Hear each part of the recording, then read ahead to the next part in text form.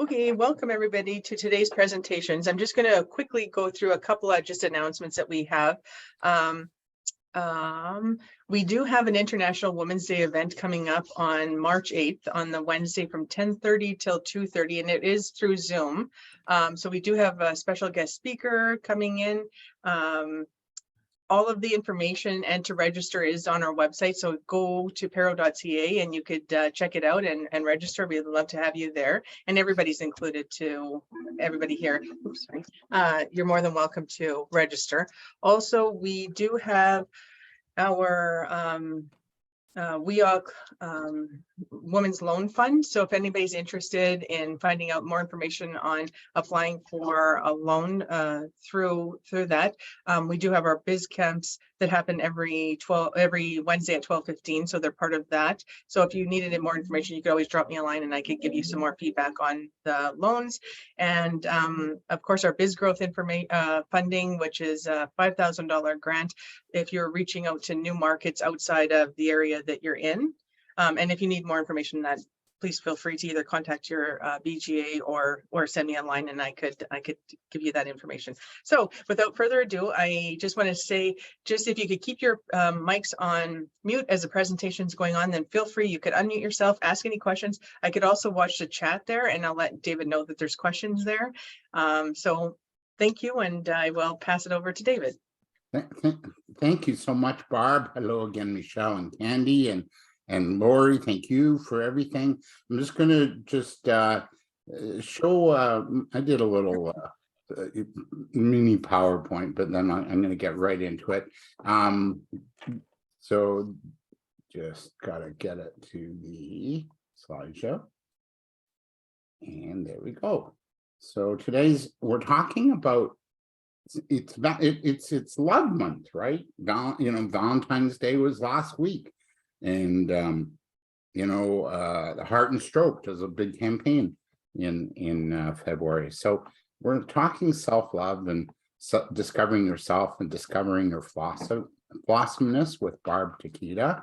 It's going to be an interactive discussion. I'm going to interview Barb, but then we're going to throw it open to you. So there's Barb in her book, Fall in Love with Her Flawsomeness, Healing and Transforming the Wounds of Trauma to Create Your Exceptional Life. Again, thank you, Pero, for putting this together. It's the Wednesday webinar series, so I'm really happy to be delivering again this month. Seems like so long ago. I did it January 4th. It seems like a long time has passed since then, Lori. So today we're looking at Barb's journey, healing, and also tips and ideas that you can incorporate in your own life. So I'm going to go now to the full screen and stop the share and welcome. And let me introduce our guest, Barb Takeda. Barb's lived many decades of her life with debilitating chronic illness, depression, and pain. Today, she's a two-time best-selling author, inspirational speaker, Reiki master, a healer, a teacher, a spiritual mentor, a reverend, and a wedding officiant. So if anyone's getting married, here we go. She's also the creator of two signature events. Welcome, Eva. We're just starting. So two signature events. One is An Exceptional Woman, and then the Heart with a H and then ART, the Art of Conversation. Barb is passionate about helping you cut through your limiting beliefs. As she soul searched through this dark period of her life, she came to understand that every step, every loss, every trauma, every circumstance and setback was the divine plan giving her soul's evolution and growth. She realized that all she had to do was to be in full surrender and alignment and overcome her victim mentality and be a victor. Whatever life throws her way, Barb no longer questions why me, but responds, well, why not me? And she encourages and inspires women to unleash their greatness, giving them practical spiritual principles and tools that she employed to help her find her way out of darkness. Barb is a mom of two, a Mimi to four, and I guess that's a grandmother, and resides in Ajax, Ontario, the cleanest city in Canada, with her husband and fur baby. So Barb, again, welcome, good morning, and Lori, thank you again, and welcome. April is here, and Eva and Candy and Michelle, welcome to everybody today. Barb, let's get into our conversation today. And again, we're going to ask you if you have questions throughout our chat with Barb to please ask. Barb, in your journey, you have to reach a point when, okay, enough is enough. What prompted you to begin this healing journey and this journey of self-discovery too? Well, I can tell you when it started. I truly believe the prompt came from our divine creator.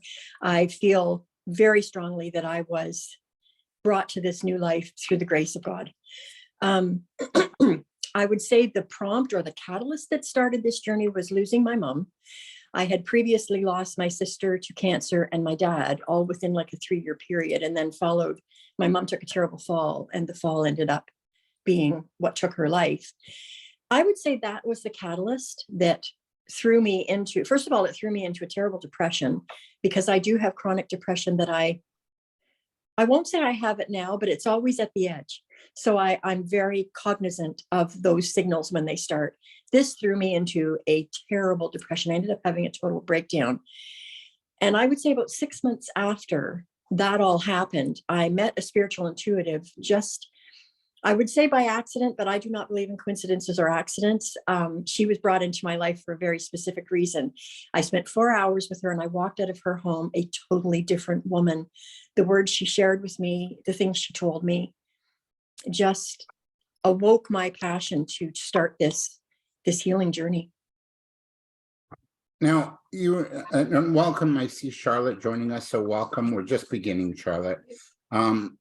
You endured early trauma. Talk to us about what happened, and also how can we heal trauma and not let it determine our fate. I like the quote you or what you write about in your bio, that you've overcome your victim mentality and you now have a victor mentality.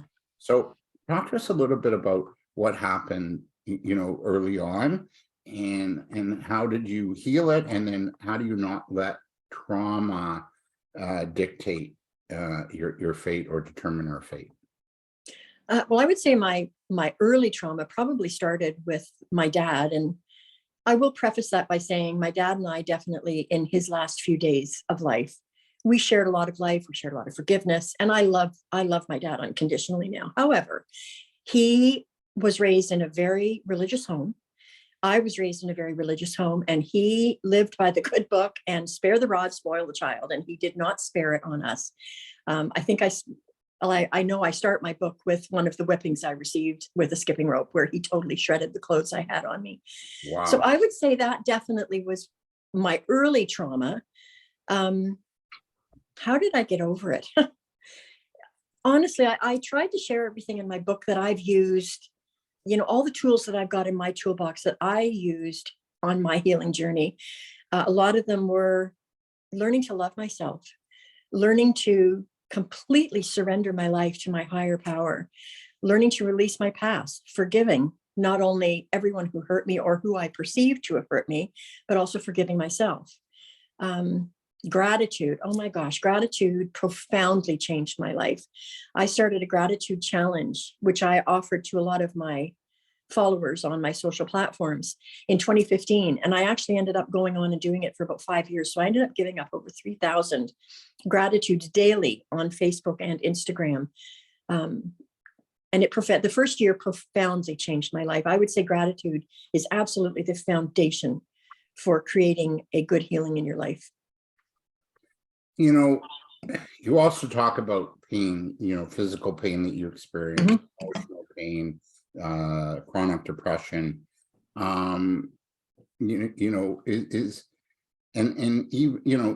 spiritual pain. Is pain rooted in our traumas that we experience in life?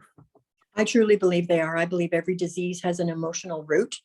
As I say, I was whipped as a child. My father was very, very controlling.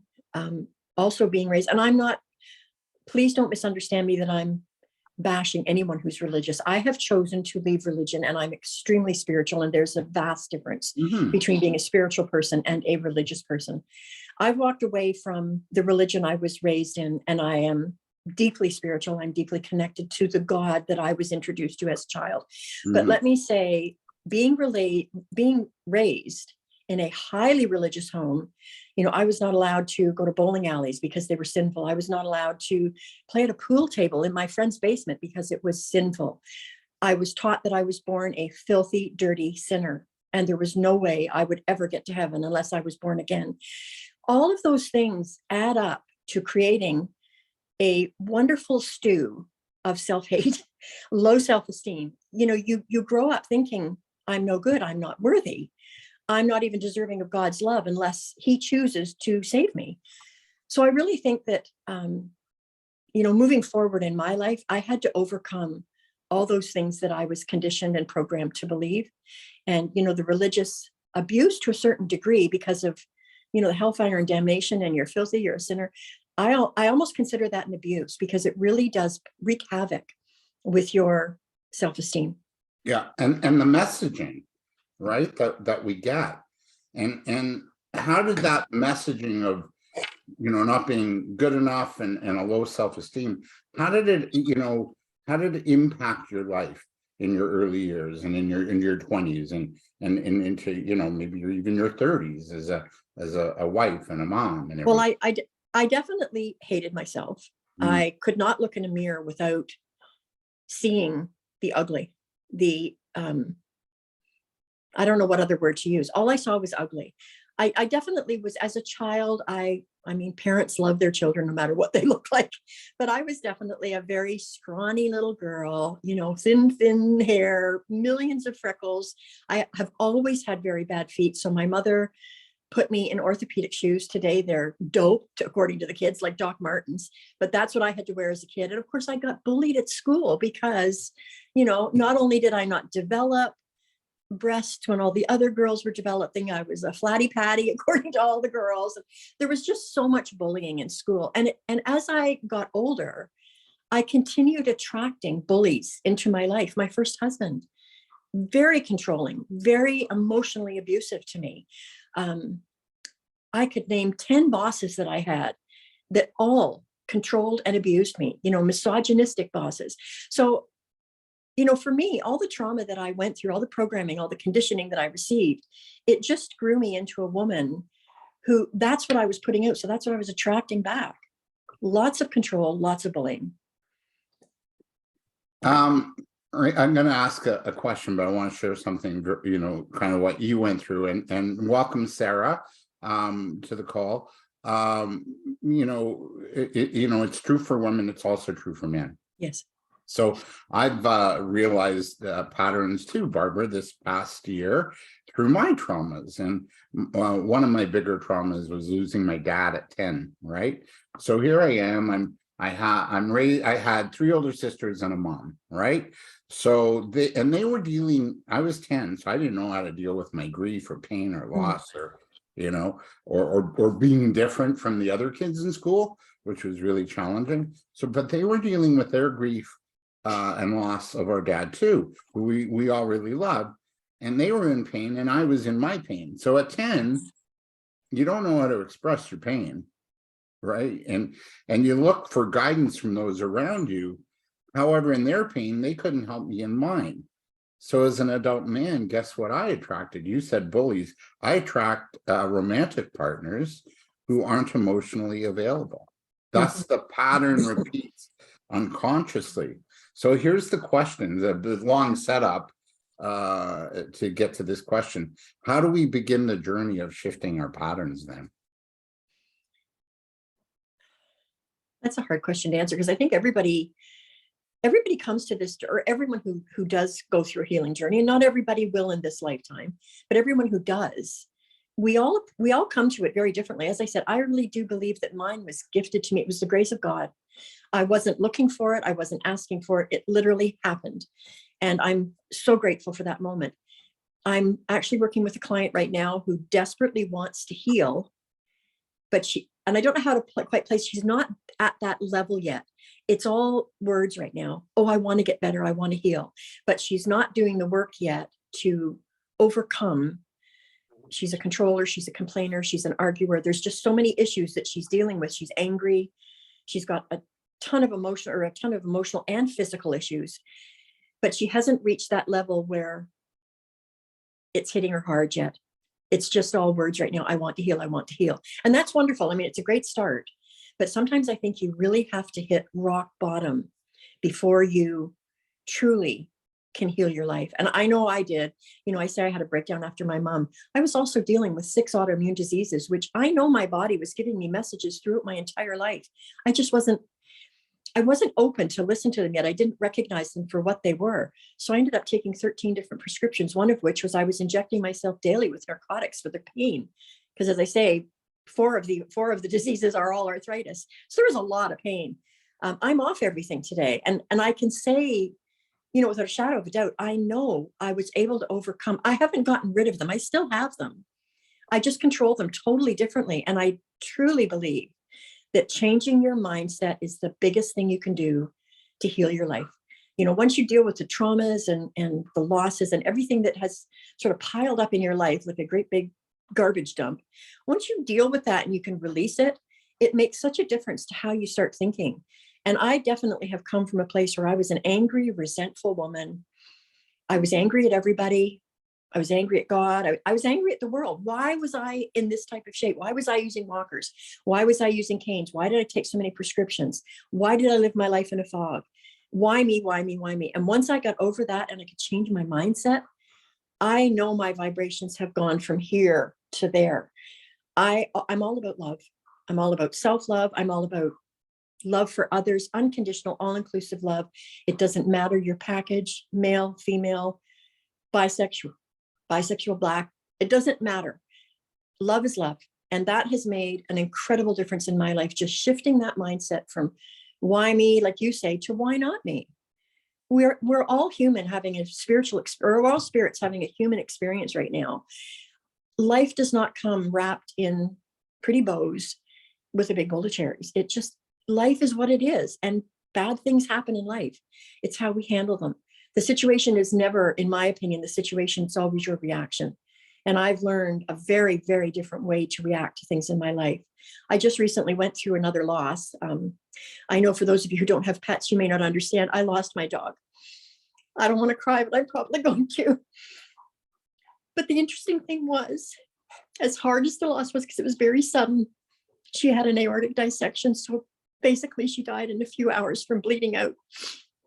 She was only 9, so we were totally unprepared for that death. But the interesting thing was, after she took her last breath, yes, I was very upset. I still am. I was able to be so grateful for the 9 years we had with her. And that's a huge difference for me from how I reacted to my previous dog's death, my mom's death, my dad's death, my sister's death. I was just freaking angry at, losing these people that were so important to me in my life. So as I say, I think it's never really the situation, the loss, the trauma, it's how you react to it. And I've learned a very, very different way to react to situations. So, and I'm not saying you don't experience grief, you do. And it's important to feel that grief. But if you can look at it from a different perspective, we all experience losses in life, but you can still be very grateful for the amazing life that person gave to you, the time you spent with them, the beautiful memories you still hold on to. I think it does make a big difference, your mindset. So for me, mindset is everything. Yeah, I just did a meditation. I subscribed to this meditation challenge about a month ago, and there was a woman who subscribed to more of a Buddhist philosophy. And the meditation was, look at somebody in your life who you feel is an adversary. Could have been your dad or a boss or whatever. Mm. And so I've been having a challenge with a work colleague or a business colleague for about 4 or 5 months, to the point of having enough. And so I pictured them, and what they do is they encourage you to sort of visualize that person, and put them, create a character around them, not the actual person. And then you start talking to them about what they're doing to you. And then you flip the chair and you say, so why are you doing this? Like, so they have to answer. And so it's called reframing your demons. It could be a health issue, could be a person, situation. So I flipped it around and I said, why are you being such a jerk with work and everything? And he said, when you flip it, you instead of seeing that person as your adversary, you flip them and have them be your ally. So as the ally, when I asked that question, the fellow said, because I wanted to get you out of here and on to what I'm really want to do.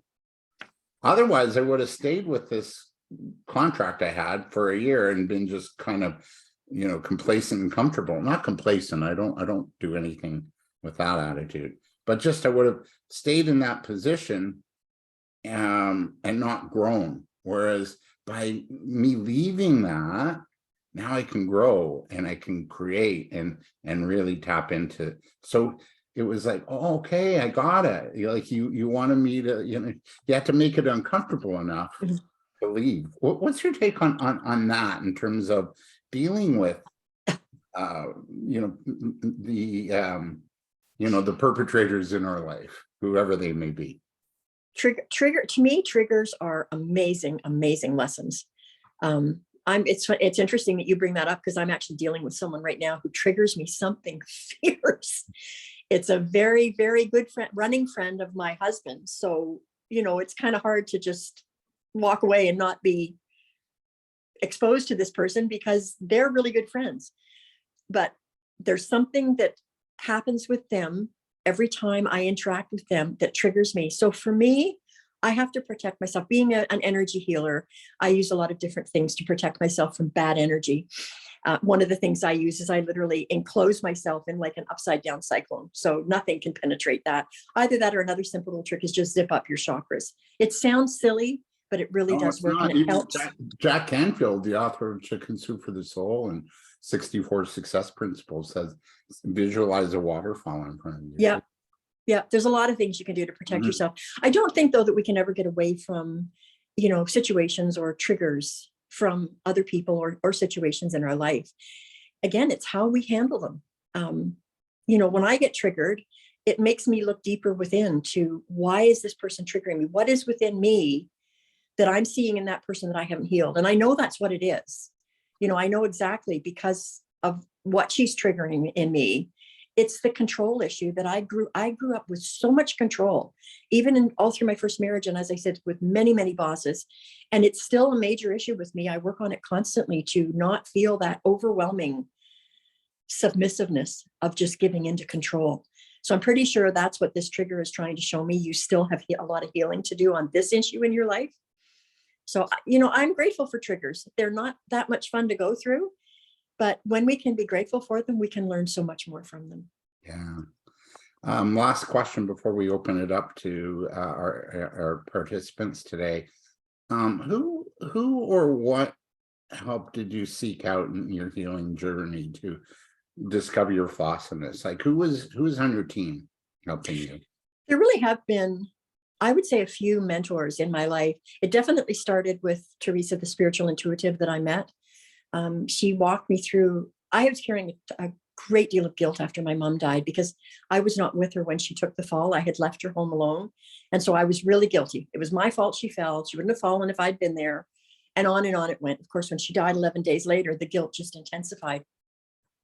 So Teresa really walked me through a lot of issues in that, before we come to this life, we make contracts. And one of the contracts is how we're going to leave this life.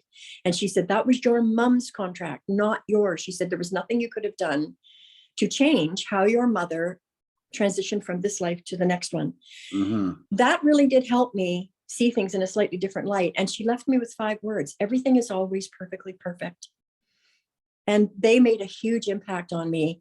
I sort of went from Teresa, then I was introduced to Reiki masters, or they came into my life who started my journey with Reiki, which the minute I felt Reiki energy, it was like I'm home. Somebody opened the door to a house and said, come on in, you're home.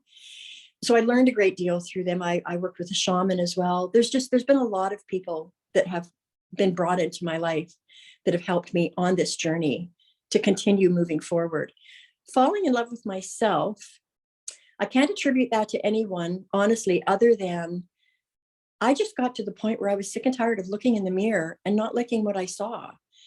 And so I started actually with Louise Hay's 21-day mirror challenge. Mm. And to this day, I continue doing it 2 to 3 times every single year. I've done it live on Facebook a couple of times for my followers.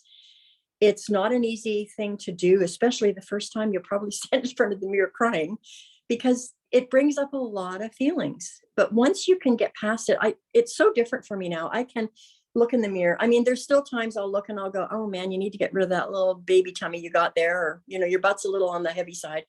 But, overall, I can look in the mirror and I see now an exceptional woman. I've worked so hard to get to where I am, and I know I'm loved, and I know I'm worthy of the love that I have. And that's what I see. I don't necessarily focus anymore on the deficiencies. I blog a fair bit, and I did an article a while back on live edge wood and how, and comparing us to live edge wood. It is full of wormholes and scratches and, chips and all sorts of things. And yet I look at my pieces. I've got a few tables in the house of live edge wood. I look at them and I absolutely think they're gorgeous. Why can we not look in ourselves, even with deficiencies? Yes, my face is a little droopy on one side. I had Bell's palsy. I can overlook that because I see what's shining out my eyes now. And I think that's what's really important. What's inside me is where the beauty is. Right. I'm nearly 70, so I know this beauty, the outer beauty, it doesn't last forever. I'm already starting to see the signs of aging coming. But if I can keep my insides polished and shiny and gorgeous, when I'm 85 or 90, I'm still going to be beautiful. I know I will be. So I think it's so, so important to love yourself. It's key to a happy life. Yeah, well said. And I thought of a rose on a rose bush. Even a rose bush has thorns. Yeah, it's true. I've got the journal. I don't have the book in front of me. This is the High Five Journal by Mel Robbins, and the High Five habit is high-fiving yourself in the mirror. And I love it. Yourself, and this is the journal. So the book is also really good and gets you to kind of clear your mind. What are you proud of that day? So really, these are tools for everybody to maybe look at. I got this on hayhouse.com on the site, and they have by the way, if you want those kind of healing books and her High Five habit and Mel Robbins, who I just love, they usually, the prices are lower than Amazon, so you get a deal. All right, let's open the call up for questions. Now it's your turn, and we'll ask again towards the end. Do you have any questions or anything you want to know from David? There was a question in the chat. Charlotte wanted to know if she could repeat the program. The program that you talked about. Barb, you mentioned, you do this a few times a year, that it's really hard, but Oh. you just called it something. Yeah, it's Louise Hay's 21-day mirror challenge. It is a book that you can get. 21-day what challenge? The 21-day mirror challenge. It's basically looking in the mirror every time you walk by a mirror for 21 days and telling yourself you love yourself. And when I did it with my followers, I know a lot of people can't look in the mirror and instantly say, oh, I love you. It's not easy. I practiced self-hate for 57 years. So let me tell you, loving myself didn't come easy, but you can start gently by, I'm trying to like you. I'm trying to overlook those things that I see that I hate, and I'm trying to love you even over those. So you start gently with yourself. It's a wonderful program. And like I say, I still do it 2 to 3 times every single year. I think it's important to maintain that connection with yourself. That level, you know, if you let it go, it's very easy for little things to creep back in again. Oh, you know, geez, you got a crooked smile. Oh, you got a nasty nose. Oh, you've got cankles. Oh, you know, it creeps in. So it's like a thief in the night. It just comes and you don't know it's coming. That's the programming you've grown up with.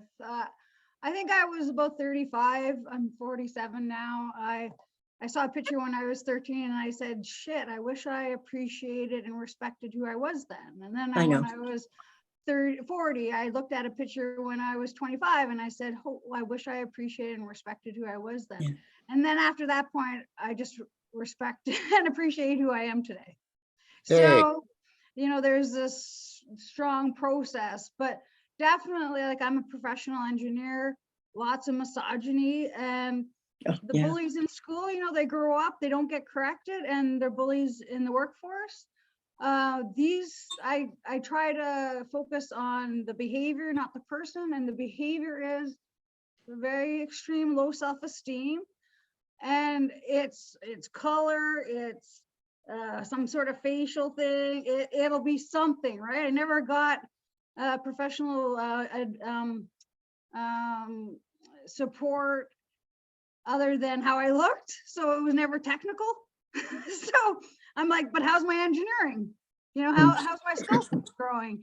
So that's a really tough business, and it's across the board, right? Yeah. So I wanted to say, Barbara, thank you very much. Your sharing in your vulnerability, very, very powerful. I just a few more minutes, just my spiritual journey. I at one point, you know, I was like, why do I hate God? You know, I didn't hate God. I was just like, didn't connect. And I did a lot of study, you know, in Zen Buddhism. And, you know, I attended Roman Catholic Church with a family friend and with family to scope it out. And, you know, Bible studies and things like that. It's full of really good stuff. I ended up being like, oh, why is there so much guilt and shame? Which in the energy levels, it's like the lowest you can be, right? Yes. In human form. Yes. When you're living in guilt and shame. And I said, it's because they're practicing it wrong.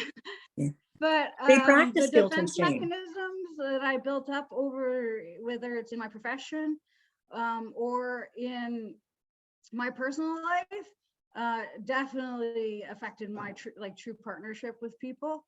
And, you know, building trust was a slow process for me. Mm-hmm. And I respect it today, like, honestly. And, you know, I'm open-hearted, but I can't get hurt. And that's a really precious place to be. Mm. But, I think it's really important. It's interesting you talk about, you know, how you've gone through in your career a lot of bullying and misogyny. I think it's really important to note, as hard as it is to deal with it when you're being barraged with it constantly. I know I had one job where I spent pretty much every day crying at my desk. It was so bad. But now looking back on it, I think it's really important to know it was never about me. It's them. And if we can hold on to that thought, even when we're going through it, as hard as it is, it's never about you. Never. It's their problem.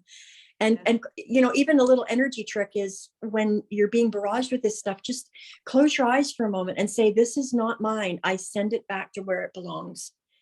And oh, I'm getting energy chills just talking about it. Just push it away from you and try and work through it that way. It's not, I know it's not easy. Well, I feel like it was like indomitable, because I just recognized it from a very young age in my family. So I recognized it, identified it, and I wouldn't let it take me down. But I also didn't reflect on how it was actually affecting me, which is being shut down for other relationships, right? And lots of people, you know, I reflect back, lots of times there to help me, and I didn't trust that.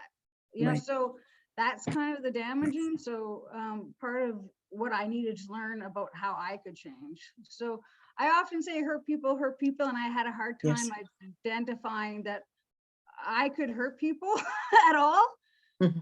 And I have a really close friend who, you know, I was going on and on about life, the universe, and everything.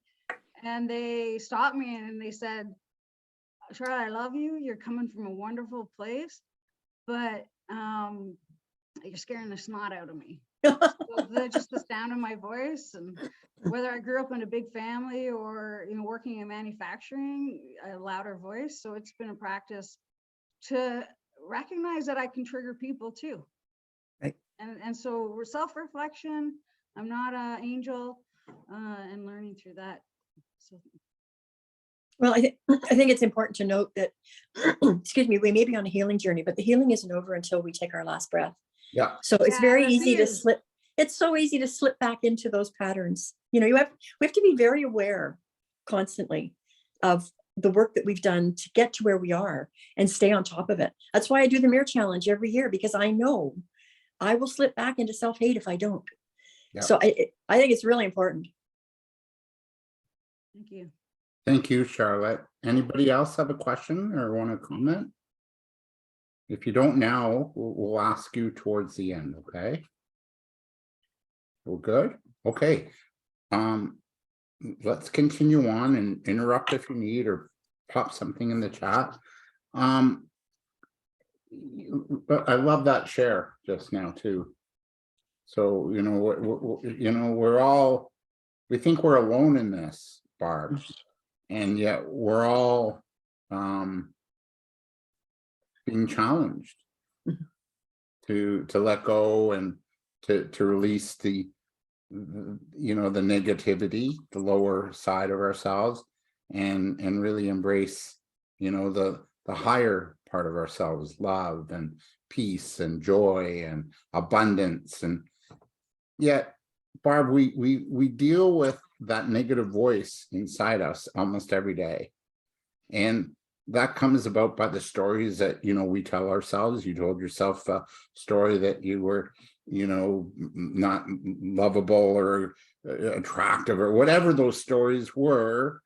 When we go through our trauma or our negative messaging when we were young and even to adulthood, how then can we manage our inner critic or our naysayer or whatever you want to label it as? How can we manage that, you know, inner voice that just, you know? Well, I'm going to bring it back to love. Love it. Love your inner critic, love your dark side. Don't hate it. It's part of who you are as a human. So I think it's really important to give it love. Do you believe in affirmations? Do you think they work? Absolutely. Absolutely. Yeah, I use it's funny, I actually did one of my inspirational meme today was all about affirmations. And today my affirmation was, I release the past, I release the trauma, I release the hurt that I felt, and I am exceptional. I think it's really important to affirm things every single day. It helps you stay on the right track.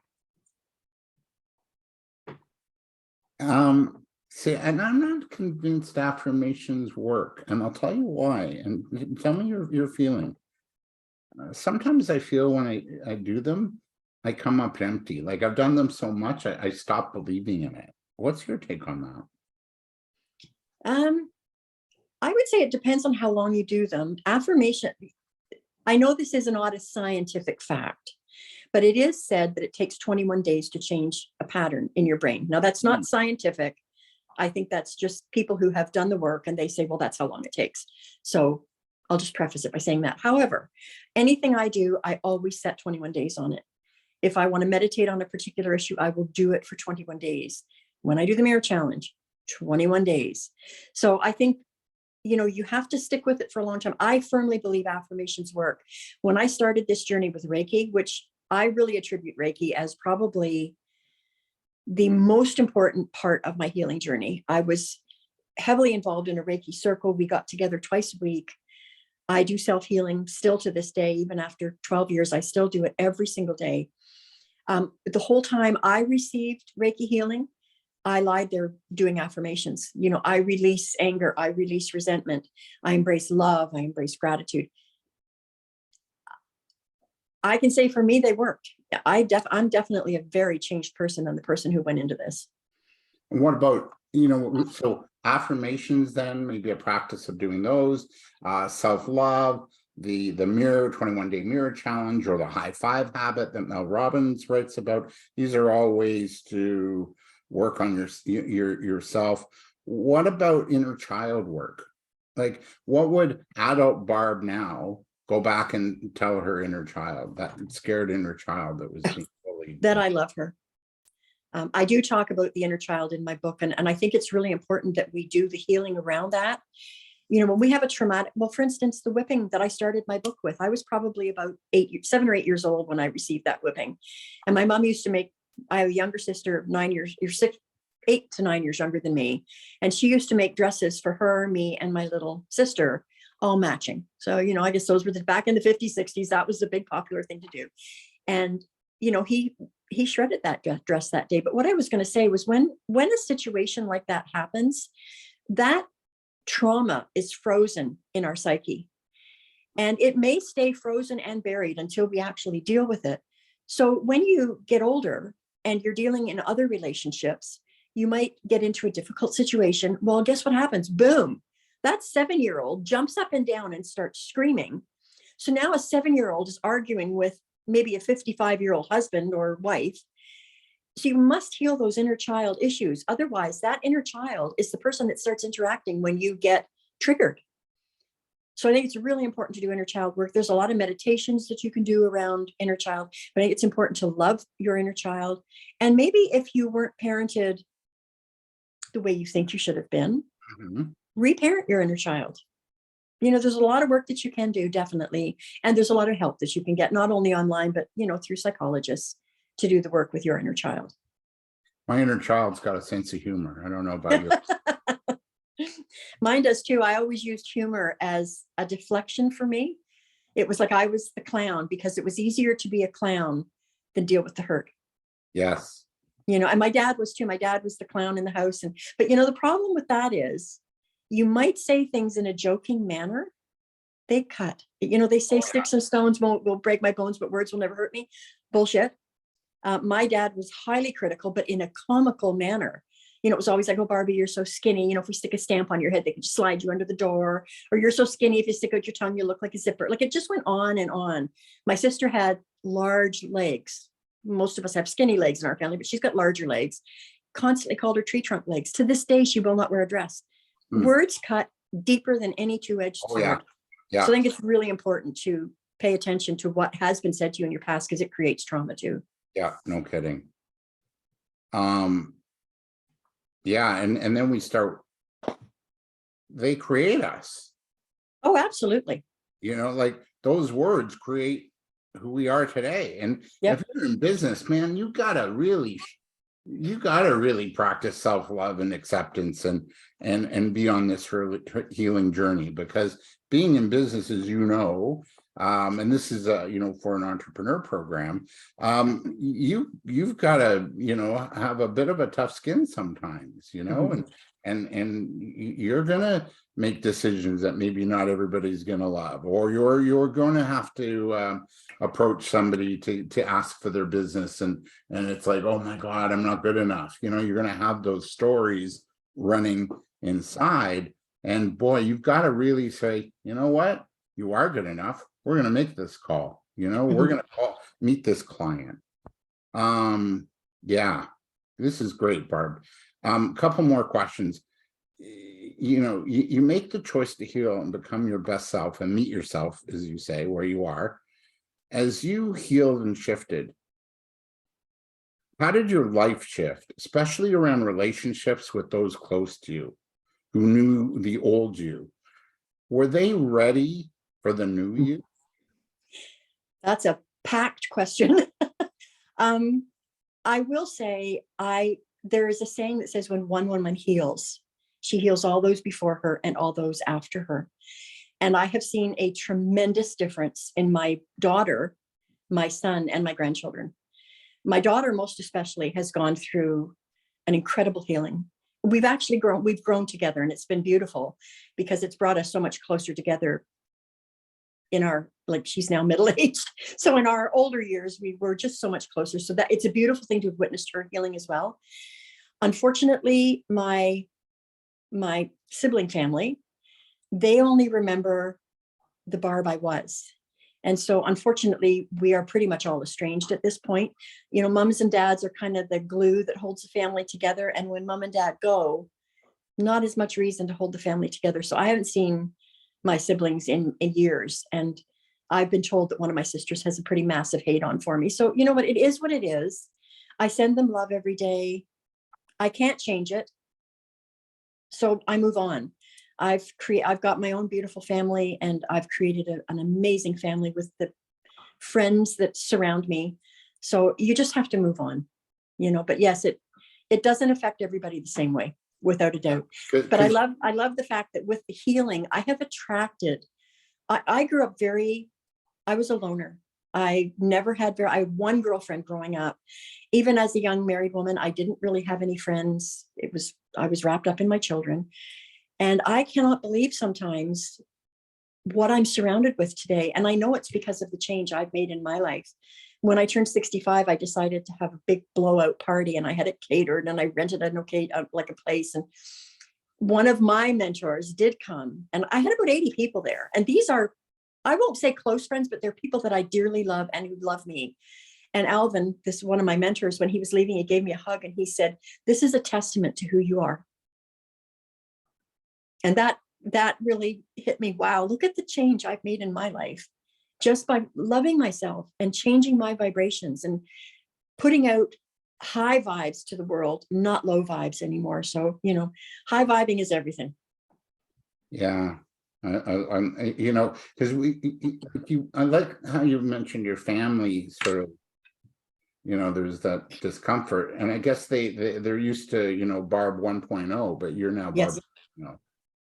And I think the important thing too is, you know, with those that have bullied us or been in our life in not a great way, you know, they were doing the best with what they had at that time. Absolutely. You know, there's so much has changed, you know, in this personal growth and, you know, getting therapy, seeking help, whatever. So much has changed, so much is available now compared to then. There is nothing, nothing available. You know, yeah. What would you say to someone, Barb, who was fearful of change, transformation, and leaving that old behind? Because I equate it, you know, we mentioned, you know, religious, but I equate it to, like, you know, when the Jews left Egypt and, you know, 40 years in the wilderness in the desert, you know, awaited. And some of them really wanted to go back to what they do, you know, to slavery and, you know, hard labor. So what would you say to somebody who's fearful of change and transformation? And I feel that's what's going on for a lot of us right now. We're leaving that old self behind. And I feel we're moving into the new human. Oh, there's definitely, the paradigm is shifting. There's absolutely no doubt.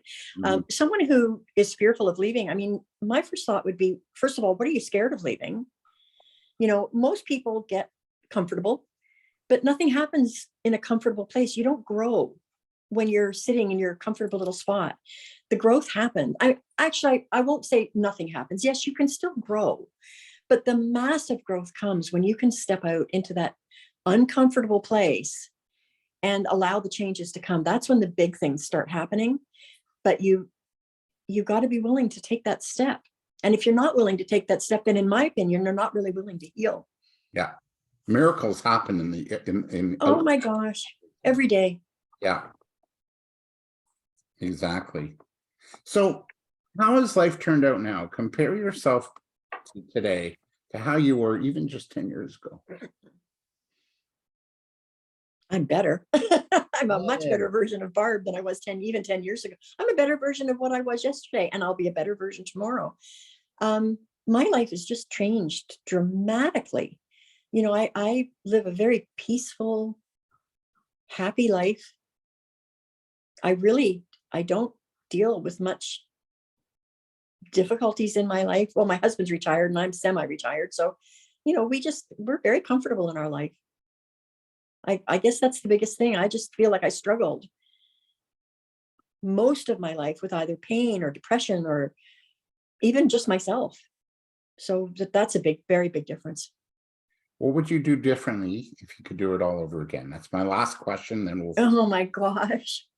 So many times I've thought how much I would have loved to have Reiki in my life so much earlier, to have been able to sit with my parents and my sister when they were dying and offer them that beautiful healing energy. And, you know, it's not to heal them from their death. Sometimes death is the healing. It's to give them comfort. I've worked with quite a few palliative clients, and seeing the difference in them as they, you know, came closer to the end of their life, but the peace that overcame them. And I know it was because Reiki, it just brings so much peace into your life. That would be the one thing I'd want to change, to have been introduced to Reiki at a much younger age. But had I been introduced to Reiki younger, I might not have gone through everything I've gone through, and I might not be this version of Barb today. Yeah. I really believe I had to go through everything I went through to become me. So again, everything's always perfectly perfect. It came when it was supposed to. Yeah. What do they say? You know, you're where you should be, you know? I agree. Yeah. Yeah. Although with the freezing rain and snow we're going to get tonight here in the I know. I'd rather be in like Costa Rica, but that's enough. Any questions from our participants? Michelle, Candy, Eva, Lori, and Charlotte. Anything to ask? There's no other questions in the chat, just so you know. Okay, I saw that. So I just want to share, we were talking about inner child work real quick. And by the way, for those that don't know me, I've been delivering webinars and learning sessions with Paro and Lori for, a good 3-4 years. And this is a first, this idea of bringing a guest and doing an interview to share the learning. And so this is a first. I hope you liked it. If you did, let us know. And if you didn't, you know, let us know too. So I wanted to share, Barb, and I think you'll get a laugh. And this is the importance of doing that kind of work. So years ago, I was working with Centennial College, and I had a manager.